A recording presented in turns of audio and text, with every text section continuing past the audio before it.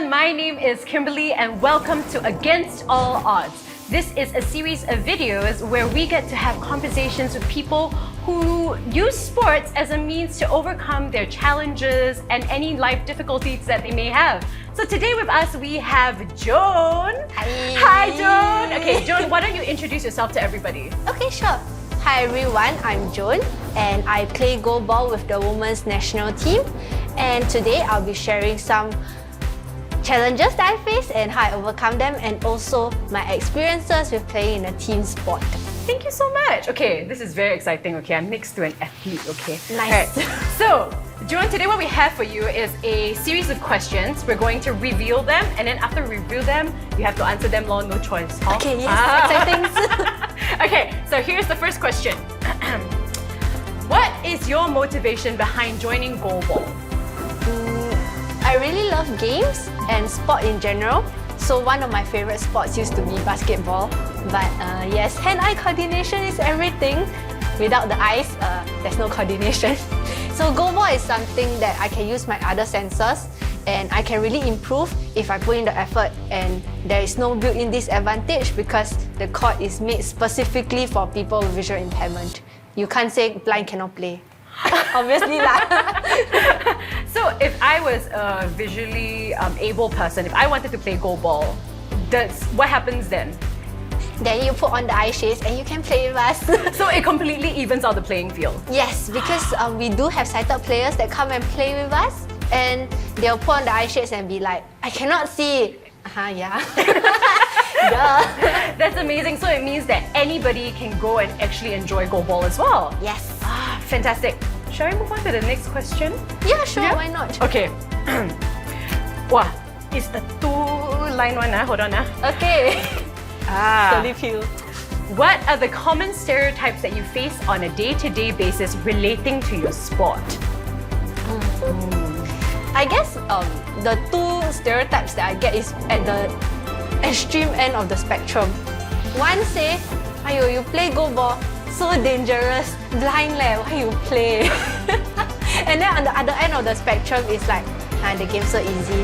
All you do is like block, stand up, throw, go back down, block, stand up, throw.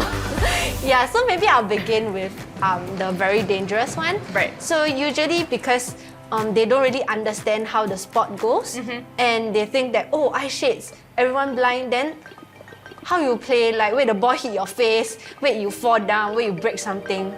And I think of course there is their risk like any other sport, but we do teach people how to block properly, we do teach people how to throw properly so that you don't get injured in any way as far as possible. And of course there are benefits to the fundamental movement skills when you throw, when you learn how to fall properly, when you learn how to stop yourself, because when you're throwing it's a very big force and you have to like jump break. And that is a skill that persons with visual impairment or anyone needs to learn, and it will help you outside of the court as well. Yeah, I think those are really like transferable skills, especially as you get older. Your motor functions, you're not as agile as you used to be when you're younger. So learning how to fall is a very important skill. So I think that this is a very nice way for people who are also visually able to be able to experience something like that in a fun way. Yeah, of Okay, course. do you want to tell us a little bit about the other stereotype? Yeah, of course, sure. So the other stereotype, because it's really not a spectator sport sometimes. The first time I watched it, I was very bored as well. Because you are not sure what's going on and you don't know the strategy that goes behind that. Right. So you really have to play to experience it. There's a lot of things that you need to learn, like how to even throw straight when you can't see. What are you gonna do? Or when you can throw straight, how do you make your opponent think what you want them to think? Wow, it's very complicated. But it sounds like a very nuanced sport, and Yes. the more people know about it, the more they can actually appreciate the game. To be honest, I went online to search goalball, right? Because I was like, hey, goalball, I've never heard of this sport before, you know. Shall we move on to the next question? Yeah, sure. Great. Okay. Ooh. I'm not very good at pulling these things off. It's okay. Okay, what are the challenges you face in your sport and how do you overcome them? Of course, I would say the biggest one would be adapting to not being able to see and still need to play a sport competitively. I still have some vision left. I'm not used to closing my eyes and walking around and trying to aim at a certain spot. When I first started playing the game, I met with many challenges. Like I got lost on court quite a bit, tripped over my teammates quite a few times, and in fact, near my first ever ASEAN Para Games, I actually fractured my ankle. So yeah, that wasn't very fun. But I think I was really lucky.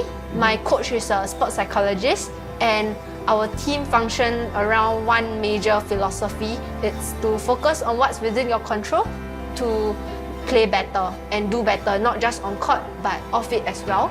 So the next time when I got lost, instead of just going, oh my god, cannot see, panic, I started to think about, okay, maybe I can feel the floor for the lines, or maybe I can feel the goalpost to orientate myself, or call out for my teammates. That's always helpful. And if like anything happens when I tripped over them, I would learn how to fall properly instead. But it doesn't happen that much anymore, luckily. One fractured foot is enough. Yes.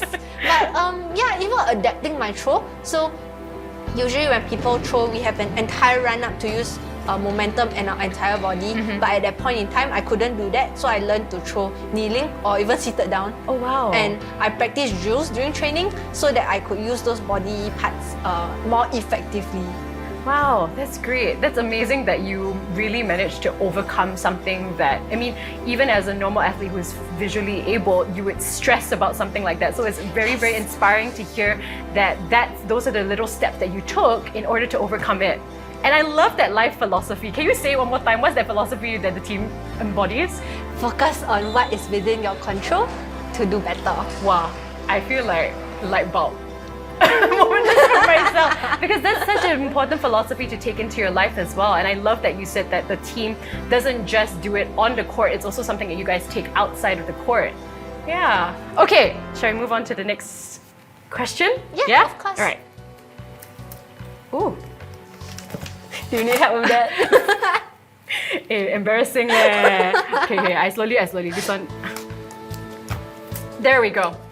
Okay, how do you see yourself in the sport, and how do you inspire others to get involved in team sports? I guess I can answer the first question first. Yes. We get the ball rolling. Pardon the pun. But yeah, we get the ball rolling because you're pretty new, and whatever we're doing now is to raise awareness, especially because we're moving towards inclusion. Goalball is a really great platform for that, and everyone can play together, and that is what can start building relationships. So not just competitively, but also more on a community level. As for the second, to get people to play, I coach goalball more on the persons with visual impairment side. I do it in Lighthouse School. They have a CCA there, so hopefully that can help the next generation of persons with visual impairment to play the sport and enjoy the game as much as I do. And I do it in sighted in schools, mainstream schools as well.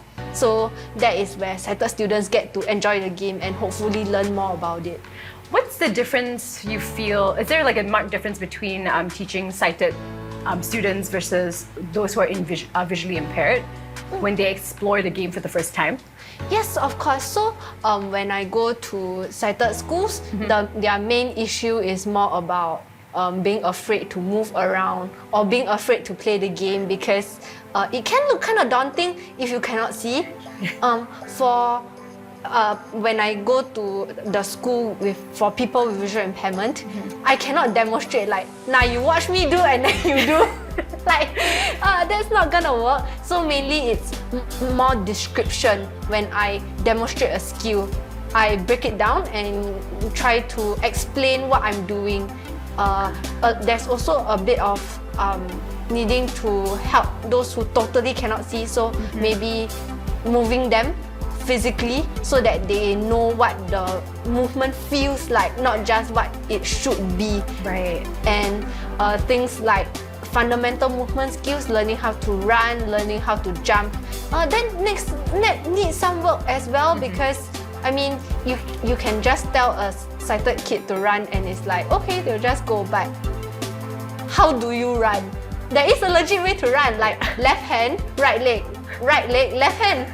You need to do it opposite. That is like, I mean, you need the opposite hands and legs to kind of balance it out. Yeah. So it's really, I think it's very exciting to hear like firsthand from you the differences that it is bringing such a sport to people, and then also for people to get an understanding of how it is a very different experience, right? Okay, we're down to the last question. So, do you have any words of encouragement for people who are pursuing their dreams? Yeah, I guess enjoy the process and really try to think more about what your end goal is, but not focus on it, because the process is a lot more important, and reflection is a really important skill to learn while you're at it. So what we do is generally 3 questions. What have I done well? Because you need to keep doing that. What have I not done well? Because that is an important learning point. And finally, what can I do differently to get better? So these are things that would really help to reach your goal and come up with an action plan, I would say. That's fantastic. Thank you so much for sharing with us your process and everything that you do, Joan. And I really hope that everyone who's been watching has been inspired by her wonderful stories and all the anecdotes that she shared today. So we hope to see you in the next video. Yeah, so thank you so much, Joan. Thank Okay, you. Bye. Bye.